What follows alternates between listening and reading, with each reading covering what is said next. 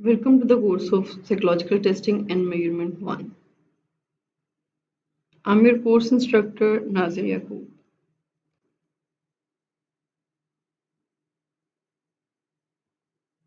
Today we will study uses of psychological tests. Main topics that we learn today include introduction of the topic and uses of these tests that will be in the fields of individual differences, identification of intellectual disabilities, educational assessment, industrial test, individual counseling, social attitude, self-understanding and personal development, research purpose, emotional measurement, military selection, mental hospitals, legal classification, and program evaluation. Now we will introduce the topic. Traditionally, it is used to measure the differences between the individuals and their reaction times in different situations. कोई भी एक person है, आप उसके अकेले के अंदर difference देखना चाहते हो कि किसी स्पेसिफिक सिचुएशन में उसने किस तरह से परफॉर्म किया था और अब किस तरह से कर रहा है, या आप अक्रॉस इंडिविजुअल इसको मेजर करना चाहते हो, मल्टीपल इंडिविजुअल्स के अंदर स्टडी करना चाहते हैं कि एक स्पेसिफिक सिचुएशन में 3 या 4 लोगों ने या 10 लोगों ने किस तरह से डिफरेंटली रिएक्ट किया। तो ये दोनों चीज़ें जो है इंडिविजुअल डिफरेंसेस में आती हैं। There are many kinds of tests designed for these diverse purposes, differ in other major characteristics. इसमें से और बहुत सारे टेस्ट ऐसे मौजूद हैं कि जो कि डिफरेंट कैरेक्टरिस्टिक्स के लिहाज से डिफर करते हैं। आप उनको उनकी एबिलिटीज़ के लिहाज से पर्सन की पर्सपेक्टिव किस पर्सपेक्टिव में मेजर करना है, उसके अंदर किसी स्पेसिफिक एट्रीब्यूट को मेजर करना है, स्पेसिफिक ट्रेट मेजर करनी है, उसके लिहाज से आप यूज़ कर सकते हैं। Across situation and on the basis of attributions, दोनों तरह से डिफरेंट टेस्ट जो हैं वो यूटिलाइज किए जाते हैं। Detail about the usages of test is given here. Individual differences को हम पहले से देख लेते हैं। A psychological test is used to measure the individual differences is known as a measure of individual difference, that is different between abilities of different persons and the performance of the same person at different times. यानी कि एक person की different times के ऊपर performance के अंदर फ़र्क देखना भी इंडिविजुअल डिफरेंस कहलाएगा, और मल्टीपल पर्सन्स के अंदर एक गिवन सिंगल सिचुएशन के अंदर उनके रिएक्शंस में डिफरेंस देखना भी इंडिविजुअल डिफरेंसेस कहलाएगा। फॉर एग्जांपल, एक कैंटीन के अगर विजिट किया जाता है तो वहाँ पे आप देखते हैं कि हर पर्सन, हर स्टूडेंट जो है वो डिफरेंटली रिएक्ट कर रहा होता है किसी भी एक सिचुएशन के लिए। किसी भी एक सपोज वहाँ पे अगर चॉक बार लिया जाता है, खाने की जो इंग्रेडिएंट्स उनको देख लेते हैं।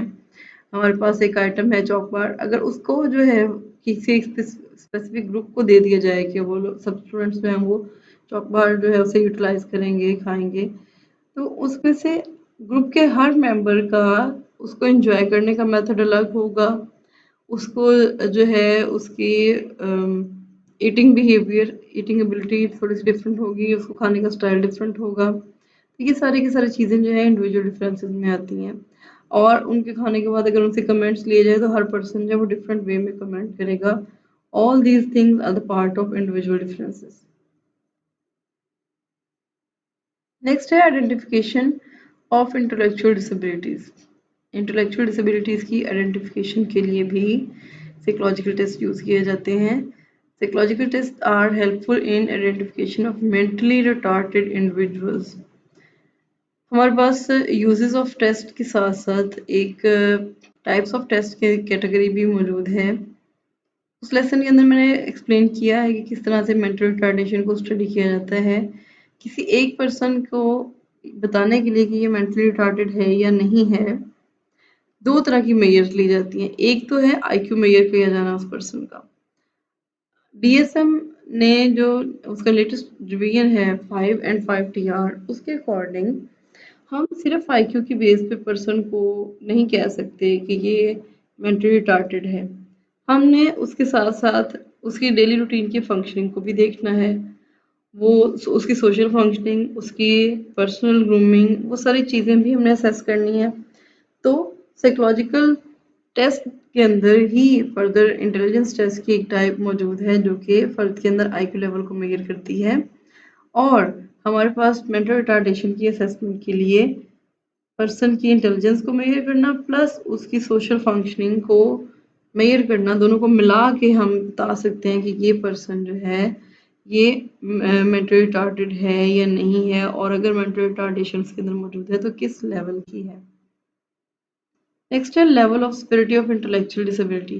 किसी भी पर्सन के अंदर इंटेलेक्चुअल डिसेबिलिटी का करंटली लेवल क्या पाया जा रहा है, उस चीज़ को आइडेंटिफाई करना। जैसे लेवल के अंदर माइल्ड, मॉडरेट, सीवियर, प्रोफाउंड की कैटेगरीज आती हैं, ये चीज़ असेस करके बताना। इसमें भी हमारे पास दोनों चीज़ों की असेसमेंट होगी, आईक्यू असेस किया जाएगा प्लस उसके साथ पर्सन की social, occupational and personal functioning को असेस किया जाएगा। नेक्स्ट हमारे पास है एजुकेशनल असेसमेंट। एजुकेशन के अंदर असेसमेंट का एक मेजर रोल है। It is helpful for educational assessment such as measure aptitude. Psychological testing किसी भी पर्सन का एप्टीट्यूड मेजर करती है। इंटरेस्ट इन एजुकेशनल फील्ड, उसका उस स्पेसिफिक एजुकेशनल फील्ड के अंदर इंटरेस्ट क्या है उसकी असेसमेंट में यूज़ किया जाता है। फाइंडिंग एजुकेशनल प्रॉब्लम्स, ऐसे कौन से एजुकेशनल प्रॉब्लम्स हैं जिनकी वजह से उसकी एक अच्छी प्रोग्रेस जो है एजुकेशन में हमें नज़र नहीं आ रही है। मसलन डिसलेक्सिया, डिसकैल्कुलिया, डिस्ग्राफिया, लर्निंग डिसेबिलिटीज़ जिनको हम कहते हैं, वो सारी की सारी साइकोलॉजिकल टेस्टिंग के अंदर आती हैं। किसी भी पर्सन के अंदर चीज़ों को लर्न करने की एबिलिटी किस हद तक लैक कर रही है उसकी असेसमेंट की जाती है। इसके साथ साथ हम पर्सन की लैंग्वेज के ऊपर भी कर रहे होते हैं, फोकस कर रहे होते हैं। प्रोनाउंसिएशन भी मैटर करती है। जैसे कुछ स्टूडेंट्स जो हैं उनके अंदर स्टटरिंग की प्रॉब्लम पाई जाती है, जिसकी वजह से उनका जो है स्पीकिंग पावर भी थोड़ी सी वीक होती है। हमने एजुकेशनल असेसमेंट के अंदर पर्सन की उस ओवरऑल एजुकेशन को लैक करने वाली सारी चीज़ें असेस करनी होती हैं, जिनका उसकी एजुकेशन के इम्प्रूवमेंट के अंदर या प्रोग्रेस के अंदर रोल हो सकता है। वो उसकी academic writing, academic learning, listening, speaking, every जो एस्पेक्ट है जो कि लर्निंग के अंदर अपना रोल प्ले करता है, एजुकेशन के अंदर अपना रोल प्ले करता है, उस पर फोकस करना होता है। नेक्स्ट हमारे पास है industrial test. Selection and classification of industrial personal tests proved helpful in matters such as hiring, job assignment, transfer, promotion, and or termination. किसी भी वर्क प्लेस पे जाएं तो सबसे पहले आपसे इंटरव्यू कंडक्ट किया जाता है। कुछ ऐसी जगह हैं गवर्नमेंट हायरिंग के अंदर इंटरव्यू से पहले एक रिटन टेस्ट भी जो है वो कंडक्ट किया जाता है। रिटन टेस्ट के अंदर उस पोस्ट के लिए जो रिक्वायर्ड हमें क्वालिफिकेशन चाहिए होती है, उस क्वालिफिकेशन की असेसमेंट भी होती है। उस क्वालिफिकेशन के साथ साथ जो हमें ऑक्यूपेशनल एबिलिटीज़ जो चाहिए होती हैं उसकी भी असेसमेंट होती है। टेस्ट दिया जाता है, जैसे for example Punjab public service commission है, लेक्चरर की सीट के लिए जब टेस्ट आता है, हायरिंग आती है, तो वहाँ पे आप पहले रिटन एग्ज़ाम क्लियर करेंगे, उसके बाद आपका इंटरव्यू होगा, उसके बाद फाइनल सिलेक्शन की स्टेज आती है। सेम इसी तरह से साइकोलॉजिस्ट की सीट है अगर, उसमें भी ऐसा ही होता है। अब यहाँ पे जितनी भी हमारे पास सीट्स आती हैं उन सब में रिटन एग्ज़ाम लाजमी होता है। रिटन एग्ज़ाम की क्लासिफिकेशन वो किस तरह से करते हैं, अगर उन्होंने आपको एज अ टीचर लेना है, सेकेंडरी स्कूल के अंदर एज अ टीचर लेना है, आपको सीनियर टीचर के तौर पे हायर करना है साइकोलॉजी के सब्जेक्ट के अंदर ही, तो वहाँ पे साथ में वो थोड़ा सा आपको जो प्रोफेशनल टेस्ट है उसका पोर्शन भी ऐड करते हैं सिलेबस के अंदर कि आपने प्रोफेशनल की भी प्रिपरेशन करके आनी है। किस तरह से प्रोफेशनल में बीएड को वो कंसीडर करते हैं। हमारे पास जो हायरिंग होगी वहाँ पे being a secondary school teacher, आपने सीनियर टीचर के तौर पर जब हायर होना है तो आपको साइकोलॉजी का भी लेक्चर जो है वो प्रिपेयर करने पड़ेंगे। लेक्चर्स अपने जितने भी आपने याद लिए हों, जो भी आपका कोर्स कंटेंट हो, आपको साइकोलॉजी का कंटेंट भी क्लियर करना पड़ेगा, साथ ही साथ आपको प्रोफेशनल कंटेंट भी क्लियर करना पड़ेगा, क्योंकि उनके टेस्ट के अंदर 60% फिर सब्जेक्ट होता है और 40% या 30% according to the needs of that professional qualification उन्होंने वो पार्ट रखा होता है। और कुछ ऐसी सीट्स हैं जिनके अंदर वो प्रोफेशनल की बजाय जनरल नॉलेज को रखते हैं। जैसे लेक्चर की पोस्ट के लिए आपके सब्जेक्ट से रेलिवेंट भी क्वेश्चंस होंगे 60 to 70%, और बाकी जो पोर्शन है वो आपका जनरल नॉलेज का होगा जिसके अंदर इस्लामियत भी आती है, रिलीजियस नॉलेज आपका जो इसके अंदर ऐड होता है, पाक स्टडीज़ है, करंट अफेयर्स हैं, ये सारी चीज़ें वो कंसीडर करते हैं।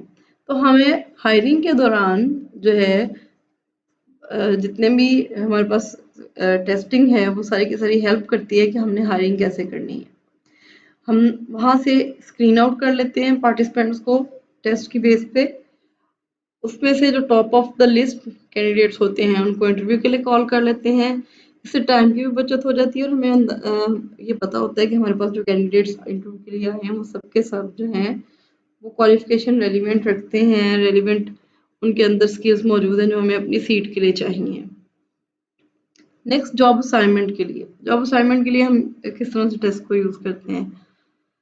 अब हर पर्सन जो है उसके अंदर स्टेमिना डिफरेंट होता है। वो फील्ड बेशक उनकी एक ही हो, फॉर एग्जांपल आप साइकोलॉजी के से बिलोंग करते हैं, आप साइकोलॉजी के अंदर इंटरेस्ट रखते हैं, आपकी हायरिंग एज अ साइकोलॉजिस्ट हो गई है किसी जगह पे, या आपकी एज अ लेक्चरर हायरिंग हो गई है, तो आपको और बहुत सारी साथ में साइड बाय में टीचिंग के अलावा जो है रिस्पॉन्सिबिलिटीज परफॉर्म करनी पड़ेंगी।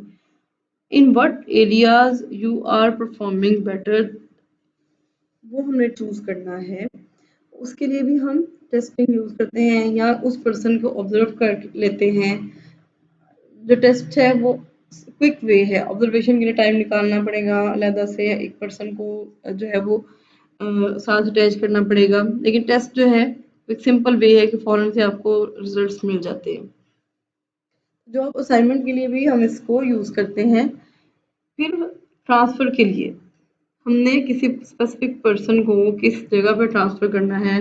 हम समझते हैं कि इस पर्सन के अंदर टीचिंग के साथ साथ एडमिनिस्ट्रेटिव एबिलिटीज़ बहुत ज़्यादा हैं, साथ में उसको हम जो है एडमिनिस्ट्रेशन की तरफ आहिस्ता आहिस्ता ट्रांसफ़र करना शुरू कर देते हैं। उसके उससे ऐसी रिस्पॉन्सिबिलिटीज़ परफॉर्म करवाना शुरू कर देते हैं जिनके अंदर जो है वो एडमिनिस्ट्रेशन की टास्क ज़्यादा हों। तो हम एक पर्सन का स्पेसिफिक इंटरेस्ट देखते हैं, उसकी बेस पे उसके जो जॉब रिस्पॉन्सिबिलिटीज़ हैं उनको भी ट्रांसफ़र करना शुरू कर देते हैं। नेक्स्ट हमारे पास है प्रमोशन एंड टर्मिनेशन। प्रमोशन हम ये देखते हैं कि इस पर्सन के अंदर नेक्स्ट लेवल पे जाके जो हमें परफॉर्मेंस चाहिए, जो एबिलिटीज़ हमारे पास नेक्स्ट लेवल के ऑफिसर के लिए रिक्वायर्ड हैं वो इस पर्सन में मौजूद हैं या नहीं। अगर उस पर्सन के अंदर नेक्स्ट स्टेज की या प्रमोशन लेवल की क्वालिटीज़ मौजूद हों तो हम उनको नेक्स्ट स्टेज पे प्रमोट कर देते हैं। लास्ट पे है टर्मिनेशन।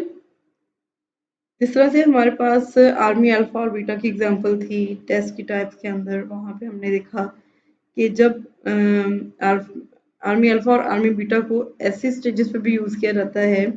आर्मी की सिलेक्शन में तो वो यूज़ होते ही होते हैं, लेकिन जब कोई सोल्जर जो है वो हैंडीकैप हो जाता है तो उसे उसकी सर्विस से रिमूव करने के लिए भी यूज़ किया जाता है। सेम इसी तरह से अगर कोई पर्सन जो है वो with the passage of time उसके अंदर कोई क्वालिटीज लैक करती हैं, जैसे एज के साथ साथ पर्सन के अंदर मेमोरी एक्सपीरियंस बढ़ता है, लेकिन कुछ ऐसी चीज जगह होती हैं जहाँ पे आपकी मेमोरी का रोल बहुत ज़्यादा होता है। अगर कोई ऐसा पर्सन कोई ऐसी जॉब परफॉर्म करे जहाँ पे मेमोरी लैक कर रही है उसकी, और उसकी उस लैक की वजह से उसकी परफॉर्मेंस पुअर हो रही है, जॉब के ऊपर उसका इफेक्ट आ रहा है, तो वहाँ पे हम ये कर सकते हैं कि उस पर्सन को टेस्ट के थ्रू असेस करें कि रेलिवेंट एबिलिटीज इसके अंदर मौजूद हैं या नहीं है। अगर ना हो या उस टेस्ट के ऊपर वो बहुत ज़्यादा लो स्कोर करे तो हम उसे टर्मिनेट कर सकते हैं। यानी कि हम इंडस्ट्री के अंदर साइकोलॉजिकल टेस्टिंग को डिफरेंट एरियाज के अंदर हायरिंग से लेके टर्मिनेशन की स्टेज में हम 5 ऐसे एरियाज हैं जहाँ पे यूटिलाइज कर सकते हैं। उसके बाद हमारे पास है इंडिविजुअल काउंसलिंग। इंडिविजुअल काउंसलिंग में भी साइकोलॉजिकल टेस्टिंग यूज होती है। Psychological testing can also help in differentiate specific disorders within a family of disorders in order to formulate appropriate goals for the client. in consideration of a more specific diagnosis. मैं बाज़ औक़ात एक group of disorders के अंदर से specify करना होता है कि इस पर्सन को कौन सा स्पेसिफिक डिसऑर्डर है. For example, a person suffering from anxiety may choose psychological testing to narrow their disorders to generalized anxiety disorder, post-traumatic stress disorder और a phobia. मसलन एंजाइटी डिसऑर्डर एक कैटेगरी है, उसके अंदर और बहुत सारे हैं. तो हमने ये स्पेसिफाई करना है कि हमारा क्लाइंट एंजाइटी जो है इनमें से किस एक स्पेसिफिक डिसऑर्डर के अंदर जो फॉल कर रहा है, इसकी जो करंट सिम्टम्स हैं उनकी बेस पे हम इसको किस स्पेसिफिक डिसऑर्डर के अंदर डायग्नोज करें. उसके लिए हम रेलिवेंट स्केल यूटिलाइज करते हैं. मसलन अगर मुझे सिम्टम्स जो है क्लाइंट की ऐसी लग रही है कि वो जीएडी में जा रहा है, जनरलाइज्ड एंजाइटी डिसऑर्डर में जा रहा है, तो मैं वो स्केल यूटिलाइज करके उस पर्सन के ऊपर वो स्केल एडमिनिस्टर करके कंफर्म कर लूँगी कि whether this person is suffering from GAD और नॉट. और अगर ऐसा है कि हम ये कंफर्म करना चाह रहे हैं कि ये पर्सन पीटीएसडी का शिकार है, पोस्ट ट्रॉमेटिक स्ट्रेस का शिकार है, तो हम वहाँ पे उस पर्सन से रेलिवेंट स्केल जो है उसे फिल करवाएंगे जिसके अंदर एक स्पेसिफिक स्ट्रेस जो है एज अ ट्रिगर मौजूद हो. उसके बाद हमारे पास फोबिया आ सकता है. फोबिया सेपरेटली भी अब डायग्नोज किए जाते हैं. इनको एंजाइटी डिसऑर्डर से अलग फोबियाज के चैप्टर के अंदर भी स्टडी किया जाता है. This can help optimise the benefits a client receives during therapy. इसकी वजह से होता क्या है, अगर आप स्क्रीनिंग कर लेते हैं, स्पेसिफाई कर लेते हैं कि मेरे क्लाइंट को कौन सा डिसऑर्डर है, उसमें स्पेसिफाई करने से ये फ़ायदा होता है कि आप एक स्पेसिफिक डायरेक्शन में ही क्लाइंट को फिर थेरेपी प्रोवाइड करते हैं जो उस डिसऑर्डर के लिए डिज़ाइन की गई होती है या जिसकी इफेक्टिवनेस उस डिसऑर्डर में होती है. और एज अ रिजल्ट क्या होता है कि उस पर्सन की थेरेपी की इफेक्टिवनेस बढ़ जाती है, उससे ज़्यादा अच्छे तरीके से क्लाइंट का इशू जो है वो रिजॉल्व हो जाता है, वो इम्प्रूवमेंट की तरफ जल्दी आ सकता है. इसलिए इंडिविजुअल काउंसलिंग के अंदर भी हम साइकोलॉजिकल टेस्टिंग को यूज़ करते हैं for the purpose to specify the disorder with this person is here in front of psychologist. जिस डिसऑर्डर के साथ वो आया होता है, उस डिसऑर्डर का अगर कोई एक ग्रुप है तो ग्रुप में से हमने स्पेसिफाई करना है कि ये कि हाँ किस कैटेगरी में फॉल करता है. उसकी स्क्रीनिंग के लिए हम साइकोलॉजिकल टेस्टिंग को यूज़ करते हैं इंडिविजुअल काउंसलिंग में. और अगर हम साइकोलॉजिकल टेस्ट यूज़ करके इंडिविजुअल काउंसलिंग में किसी स्पेसिफिक डिसऑर्डर तक पहुंच जाते हैं तो उससे क्लाइंट के उस डिसऑर्डर को मैनेज करने में आसानी हो जाती है. साइकोथेरेपिस्ट जो है उसकी थेरेपी की इफेक्टिवनेस बढ़ जाती है. नेक्स्ट हमारे पास है सोशल एटीट्यूड. हमारे पास ऐसे बहुत सारे स्केल्स मौजूद हैं जो कि सोशल एटीट्यूड को मेजर करते हैं. हमसायों की तरफ आपका क्या एटीट्यूड है, आपको अगर किसी दूसरे रिलीजन के लोगों के साथ रहना पड़ जाए उनकी तरफ आपका कैसा एटीट्यूड होगा. ऐसे सारे स्केल्स जो सोशल एटीट्यूड को मेजर करते हैं, they also fall in the category of psychological testing. Helpful in identification of social interest. आपके सोशल इंटरेस्ट को फाइंड आउट करने में ये हेल्प करते हैं. नेशनल एंड इंटरनेशनल लेवल दोनों लेवल्स पे ये इंटरेस्ट को आइडेंटिफाई करता है. It also identifies social attitudes. आपके किसी भी एक सोसाइटी में रहते हुए दूसरी सोसाइटी से बिलोंग करने वाले लोगों के लिए एटीट्यूड क्या है. आप रह रहे हैं जिस कम्युनिटी में आप रह रहे हैं वहाँ आपके साथ कोई माइनॉरिटी रह रही है तो आपका उसकी तरफ क्या रुझान है. ये सारी चीज़ें इसके अंदर आती हैं. Current social and global problems को भी एड्रेस करने के लिए इस ऐसे स्किल्स को यूज़ किया जाता है. मसलन अमेरिका के अंदर white American and black American का आपस में बहुत ज़्यादा एक कंट्रोवर्शियल सिचुएशन रहती है. ब्लैक अमेरिकन को वाइट अमेरिकन अच्छा कंसिडर नहीं करते हैं, तो हम ब्लैक अमेरिकन का वाइट अमेरिकन के बारे में जो है वो क्या पॉइंट ऑफ व्यू है उसको असेस करने के लिए सोशल एटीट्यूड की स्किल को यूज़ कर सकते हैं. वाइट अमेरिकन का क्या एटीट्यूड है टूवर्ड्स ब्लैक अमेरिकन, उसके लिए यूज़ कर सकते हैं. उनके ऊपर थेरेपी अप्लाई करने के बाद देख सकते हैं कि whether their attitude change towards both of them और नॉट. ये अगर कोई इस तरह से सिचुएशन आती है कि ग्रुप की फॉर्म में आप गाइडलाइन प्रोवाइड करते हैं या पार्टिसिपेंट्स को आप मोटिवेट करते हैं, उसकी कोई इफेक्टिवनेस है या नहीं है, उसके उसको फर्दर असेस करने के लिए भी आप सोशल एटीट्यूड के स्केल को यूज कर सकते हैं। नेक्स्ट हमारे पास है self understanding and personal development.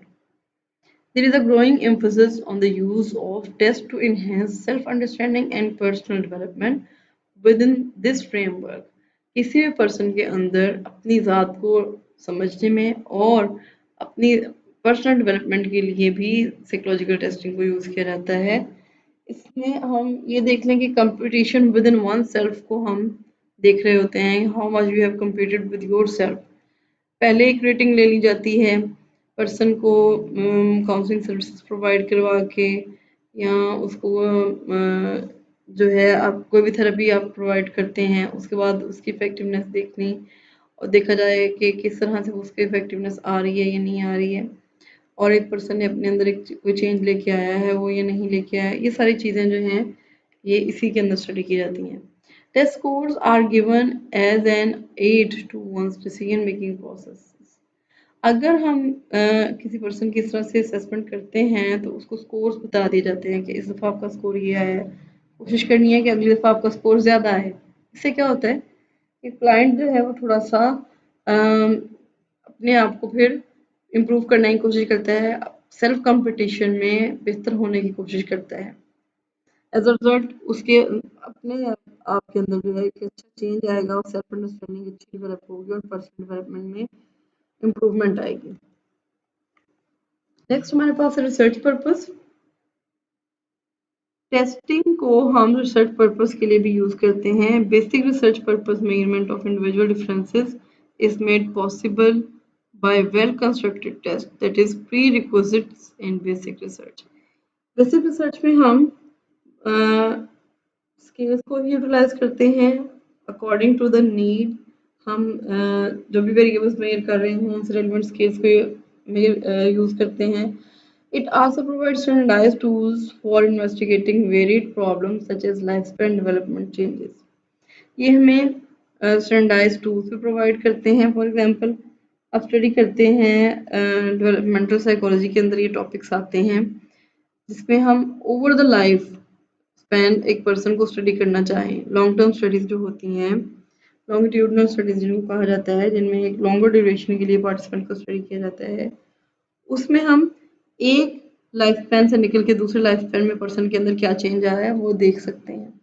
For example आपने एक सैंपल लिया जिसमें बच्चे मौजूद हैं, आपने उन बच्चों को 5 इयर्स ऑफ एज से स्टडी करना शुरू किया। जब से उनकी स्कूलिंग स्टार्ट हुई, ग्रेड 1 से आप उनको स्टडी करना शुरू कर देते हैं और आप उनको एवरी ईयर स्टडी करते हैं, ग्रेड 12 तक आप उनको स्टडी करते जाते हैं। Now how much they have improved, और उनके with the passage of time grade improve होने के साथ साथ उनके अंदर जो उस ग्रेड के मुताबिक जो अचीवमेंट होनी चाहिए, जो इम्प्रूवमेंट उनके अंदर आनी चाहिए वो आई है या नहीं आई है। और ये सारी चीज़ें देखना कि पहले 5th ईयर ऑफ एज में उसकी ग्रूमिंग क्या थी, 6th में क्या थी, 7th 8th 9th 10th 11th 12th 13th 14th 15 and 16 years of as तक उसके अंदर क्या क्या चेंजेस आई। ये सारी की सारी चीज़ें जो हैं ये असेस की जाती हैं लॉन्गिट्यूडनल स्टडीज़ के अंदर। हम क्रॉस सेक्शनल स्टडीज़ भी कर सकते हैं जिसके अंदर हम at a time different participants को लेके स्टडी कर लेते हैं। आपने कौन सी किस किस्म की मेजर्स प्रोवाइड करनी है, आपने लॉन्गिट्यूडनल स्टडीज़ के थ्रू अपने असेसमेंट देनी है, या आपने with in low time less time come time के अंदर आपने ज़्यादा इंफॉर्मेशन लेके प्रोवाइड करनी है, तो आप क्रॉस सेक्शन की तरफ जाएंगे। अगर आपके पास टाइम बहुत ज़्यादा है और प्रेशर नहीं है इंफॉर्मेशन का, फिर आप लंबी ड्यूरेशन वाली स्टडीज़ को भी प्रेफर कर सकते हैं। But now days longitudinal studies का ट्रेंड जो है वो थोड़ा सा कम हो रहा है, क्रॉस सेक्शनल स्टडीज़ पे ज़्यादा एम्फेसिस है। नेक्स्ट है हमारे पास emotional measurement. Psychological testing is a series of test that measure traits. हमारे पास अब यहाँ पे ये बताया जा रहा है कि ट्रेड्स को मेजर करने के लिए एक बहुत लंबी सीरीज मौजूद है साइकोलॉजिकल टेस्टिंग में। It also measures feelings, beliefs and abilities that can possibly lead to people's problems. इसके अंदर हमारे पास ये एबिलिटी मौजूद होती है कि आप लोगों के फीलिंग्स को, बिलीफ को, एबिलिटीज़ को मेजर कर सकते हैं, जो आम तौर पर लोग शो नहीं करते या आम तौर पर उनको अंडरस्टैंड करना मुश्किल होता है। फीलिंग्स जो हैं वो हिडन होती हैं, आपको तो फेशियल जेस्चर्स ही नज़र आएंगे। कोई पर्सन अपनी फीलिंग्स कैसे शेयर कर सकता है, वो डिफरेंट टेस्ट की फॉर्म में, इंटरव्यू की फॉर्म में, जब आपके पास वो बैठ के इन डीपली आपको स्टडी अपनी बताएगा, अपनी हिस्ट्री बताएगा या करंटली वो क्या फील कर रहा है, वहाँ पे जो है वो पर्सन की फीलिंग्स हमें नज़र आती हैं। उसके बिलीफ क्या हैं, बिलीफ भी हमें ज़ाहिरी तौर पर नज़र नहीं आ सकते, वो भी हम उससे पूछेंगे, हम टेस्टिंग के थ्रू असेस कर सकते हैं। और उसके अंदर कौन सी एबिलिटीज़ हैं, कैपेबिलिटीज़ कौन सी हैं, उनका भी हमें वन टाइम में अंदाज़ा नहीं होगा। With the passage of time हमें कुछ उनकी एबिलिटीज़ नज़र आ सकती हैं कि इस पर्सन के अंदर ये एबिलिटीज़ मौजूद हैं। As part of a psychological test, a tool is used which can detect psychological characteristics such as current conditions, endurance characteristics of a person, groups or organization. एक पर्सन जो है साइकोलॉजिकल टेस्ट जब वो use कर रहा होता है, तो वो उसका जो साइकोलॉजिकल टेस्ट है उसके अंदर ये सारी चीज़ें मौजूद हो सकती हैं। करंटली आप किस कंडीशन को मेजर कर रहे हो, फिर एंडोरेंस करेक्टरिस्टिक्स ऑफ पर्सन, उस पर्सन के अंदर कौन सी करेक्टरिस्टिक्स मौजूद हैं जो कि उसके मेजरमेंट के लिए ज़रूरी हैं। ग्रुप्स या ऑर्गेनाइजेशन, दोनों में से किसी को भी वो टारगेट कर सकता है। इंडिविजुअल असेसमेंट भी हो सकती है, इमोशनल असेसमेंट करने के लिए जो इमोशनल इंटेलिजेंस का स्केल है उसे भी यूज़ किया जा सकता है। इमोशनल इंटेलिजेंस बेसिकली क्या चीज़ होती है कि आप कितने अच्छे तरीके से अपने इमोशंस के साथ टैकल करते हैं, उनको हैंडल करते हैं। गुस्सा आया है, आपने गुस्से को मैनेज कितने अच्छे तरीके से किया है। ये ज़रूरी नहीं होता कि गुस्सा आया है तो उसको फ़ौरन एक्सप्रेस करें।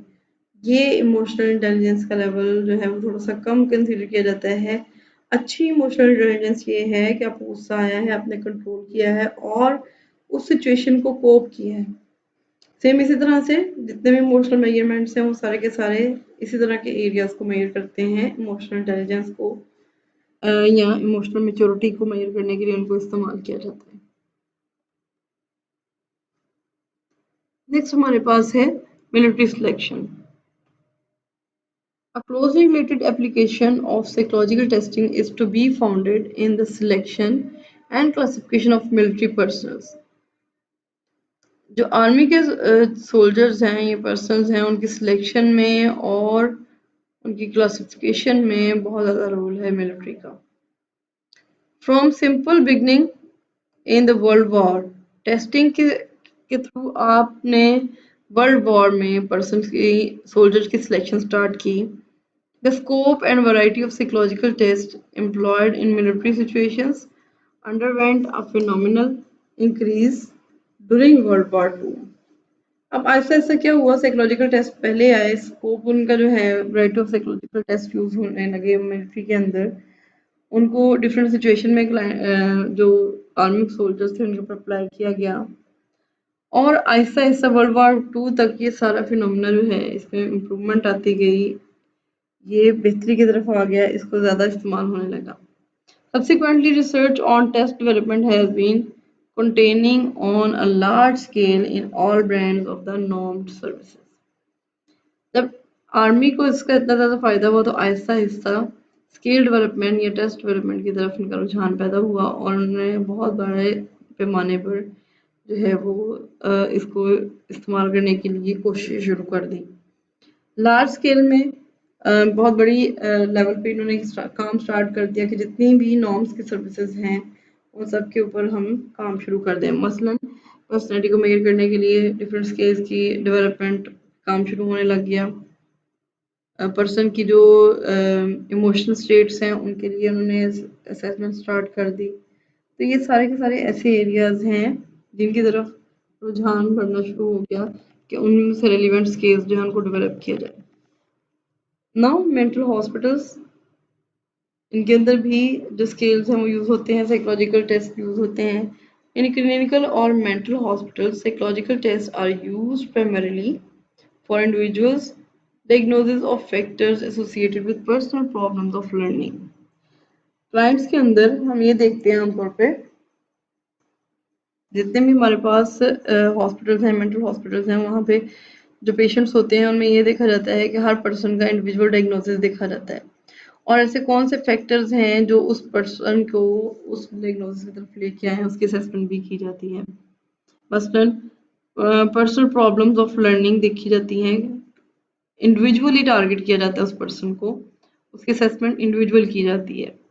क्लिनिकल पॉपुलेशन जितनी भी होती है उसके अंदर हम इंडिविजुअल अटेंशन क्लाइंट्स को प्रोवाइड करते हैं। ग्रुप असेसमेंट या ग्रुप कंसिडरेशन उस वक्त होती है जब हमारे पास पॉपुलेशन ऐसी हो कि जिनके अंदर मेंटल हेल्थ डिसऑर्डर्स ना हो, बल्कि हमने जनरल एबिलिटीज़ को असेस करना हो जो कि आम इंसानों के अंदर हम देख रहे होते हैं। लेकिन जब हम पेशेंट्स को देख रहे होते हैं तब हम इंडिविजुअल अटेंशन ही प्रोवाइड करते हैं क्लाइंट्स को। Other areas are jails, correctional centers and training institutes. बाकी मेट्रो हॉस्पिटल की तरह इंडिविजुअल अटेंशन जिन एरियाज में हम पेशेंट्स को देते हैं वो ये है जेल्स के अंदर, जैसे क्रिमिनल साइकोलॉजी के अंदर हमारे पास फोरेंसिक्स से रेलिवेंट केसेस आते हैं। Being a psychologist you have to tackle all these issues. आपने ये आइडेंटिफाई करना होता है कि आपके पास जो केस आ रहा है, क्लाइंट है, उसे कोई साइकोलॉजिकल इशू है या नहीं है, whether this person is mentally fit और नॉट। वहाँ पे आप इंडिविजुअल असेसमेंट ही करते हैं। करेक्शनल सेंटर और ट्रेनिंग इंस्टीट्यूट्स के अंदर भी ऐसा ही होता है। इंडिविजुअल अटेंशन के थ्रू हम आइडेंटिफाई कर रहे होते हैं कि ये पर्सन जो है इसमें हमें किस किस्म की चेंजेस लाने की ज़रूरत है, और ट्रेनिंग अगर ट्रेनिंग इंस्टीट्यूट्स जो हैं वो ये असेस करते हैं पहले कि इस पर्सन को किन एरियाज़ के अंदर ट्रेनिंग की ज़रूरत है, इसके कौन से ऐसे एरियाज़ हैं जहाँ पे इसको ये लैक कर रहा है या इसकी स्किल्स जो हैं वो वीक हैं और हमें उसकी स्किल्स को एनहेंस करने की ज़रूरत है। नेक्स्ट हमारे पास है legal classification. A psychological test helps in classifying several people into different categories. बहुत सारे लोगों को आप इन डिफरेंट कैटेगरीज में डिवाइड करते हैं, normal and abnormal, criminal and innocent, disable etcetera. अब जो साइकोलॉजिकल टेस्ट हैं वो किस बेस पे डिसाइड करते हैं कि ये पर्सन नॉर्मल है या नहीं है, ये पर्सन क्रिमिनल है या इनोसेंट है। फोरेंसिक में साइकोलॉजिस्ट के पास जो केसेस आते हैं उसमें फोरेंसिक रिपोर्ट ही बताती है कि दिस पर्सन इज इनोसेंट और नॉट। अदरवाइज साइकोलॉजिस्ट जो है वो विजिट तो करता है, जो हमारे पास पेशेंट होते हैं फोरेंसिक के उनको विजिट तो किया जाता है। हर टाइम वो डॉक्टर के सामने इन पेशेंट्स में भी ओपन एरियाज में नहीं होते हैं। जो प्रिजनर वार्ड होता है उसके अंदर क्रिमिनल्स को रखा जाता है, अगर अंडर ऑब्जर्वेशन हमें रखना पड़े क्लाइंट को तो वहाँ पे रखा जाता है और फिर हमने वहाँ पे एनालाइज करके रिपोर्ट सबमिट करवानी होती है that this person is innocent और नॉट, या इसके अंदर क्रिमिनल एबिलिटीज हैं और किस किस्म की हैं, ये सब कुछ हमने क्लाइंट को प्रोवाइड, क्लाइंट से रेलिवेंट जो जितनी भी ऐसी इंफॉर्मेशन होती है ये फोरेंसिक रिपोर्ट के अंदर मेंशन करनी होती है, जो कोर्ट तक जाती है बाद में और उसकी बेस पे डिसीजन लिया जाता है। इस तरह से नॉर्मल एंड एबनॉर्मल का भी है कॉन्सेप्ट। एबनॉर्मल हम नॉर्मल एंड एबनॉर्मल के क्राइटेरियाज डिफरेंट हैं, लेकिन अगर आपने कोई ऐसा स्केल असेस करने के लिए डिज़ाइन किया हुआ है, मसलन जैसे मिनी मेंटल स्टेट एग्जामिनेशन है, तो पर्सन करंटली नॉर्मल स्टेट में है या नहीं है, हम मिनी मेंटल स्टेट एग्जामिनेशन से फौरी तौर पे जज कर सकते हैं कि पर्सन जो है वो करंटली एक्टिव है या नहीं है, उसके अंदर नॉर्मल जो पर्सन है उसकी तरह ज़िंदगी गुजारने के चांसेस मौजूद हैं या नहीं है, ये हम इन असेसमेंट के बेस पे अंदाज़ा लगाते हैं। लास्ट पे हमारे पास डिसेबल है, डिसेबिलिटी सर्टिफिकेट्स, या आपके पास जो मेंटल डिसेबिलिटी है जिसको हम मेंटल रिटार्डेशन कहते हैं, उसके लिए भी इसको यूज़ किया जाता है। उसमें मैंने आपको पहले भी बताया कि उसमें हमारे पास एक आईक्यू का टेस्ट होना चाहिए और दूसरा हमारे पास होना चाहिए पर्सन की सोशल फंक्शनिंग को देखने के लिए हमारे पास सोर्स मौजूद होना चाहिए, हमें ऑब्जर्वेशन के थ्रू इन सारी चीज़ों का अंदाज़ा लगाना है और फिर हम इंटेलेक्चुअल डिसेबिलिटी का वहाँ पे अंदाज़ा लगा के फाइनलाइज करेंगे कि ये पर्सन इंटेलेक्चुअल डिसेबिलिटी का शिकार है या नहीं। नेक्स्ट जो हमारे पास क्लासिफिकेशन है वो है प्रोग्राम इवैल्यूएशन की। An effectiveness of a particular program is assessed by the application of different tests. किसी भी प्रोग्राम की वैल्यूएशन के लिए भी हम टेस्ट को यूज़ करते हैं। साइकोलॉजिकल टेस्ट फॉर इवैल्यूएशन के अंदर जब एक क्लाइंट आपके पास आता है साइकोथेरेपी के लिए, फर्ज करें उस क्लाइंट को जो है वो डिप्रेशन है,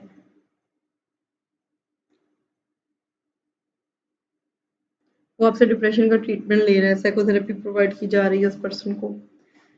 बिफोर स्टार्ट ऑफ ट्रीटमेंट हम किसी भी क्लाइंट के ऊपर स्केल एडमिनिस्टर करके ये अंदाज़ा लगाते हैं करंटली इस पर्सन में डिप्रेशन का लेवल क्या है। तो उससे क्या फ़ायदा होता है, बिफोर ट्रीटमेंट जब हम असेस करते हैं तो हमारे पास एक रेटिंग आ जाती है that this person is suffering from moderate depression for example.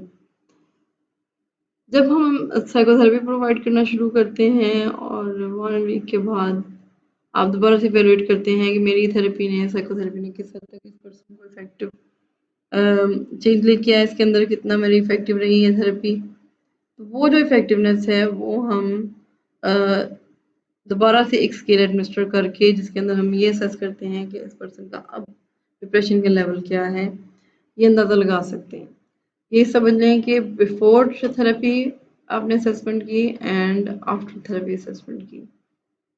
तो ये जो चीज़ें हैं इन एवोल्यूशन के प्रोसेस के अंदर यूटिलाइज होती हैं। प्रोग्राम की एवोल्यूशन में भी इनको यूटिलाइज किया जा सकता है। मसलन आपने एक काउंसलिंग कैंप लगाया हुआ है या आप सेशन ले रही हैं, आपने एक सिनेरियो के अंदर उन चीज़ों को फिट इन किया हुआ है। उस प्रोग्राम के से आपको क्या मिला है, आपने कितने लोगों को चेंज किया है, कितने लोगों में अवेयरनेस क्रिएट की है, क्या चेंज आया, ये सारी चीज़ें जो हैं वैल्यूएशन के अंदर आती हैं। This function is usually performed by an achievement test. आमतौर पर इसको हम अचीवमेंट टेस्ट से मेजर करते हैं। अचीवमेंट टेस्ट जो है उसका भी मकसद यही होता है कि उस पर्सन के अंदर जो है हमारे पास कितनी वो चीज़ मौजूद है।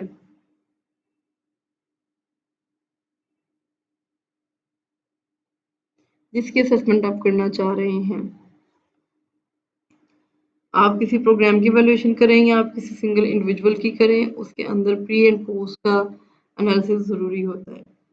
हाँ, अगर आपने प्रोग्राम कोई किया है, ऐसा रन कर रहे हैं जिसमें ये ऑफर मौजूद है, तो आप उसको ये कर सकते हैं कि पहले आप असेसमेंट लेते हैं क्लाइंट की और उसके बाद थेरेपी प्रोवाइड करने के बाद अगेन आप एक दफ़ा जो है असेसमेंट लेते हैं। सेम सीन जो है वो प्रोग्राम के साथ है, इंडिविजुअल के साथ भी है और प्रोग्राम के साथ भी है। बिफोर स्टार्ट ऑफ प्रोग्राम आप एक असेसमेंट लेते हैं and after completing the programme आप एक असेसमेंट लेते हैं। Now there is references from where this topic is prepared.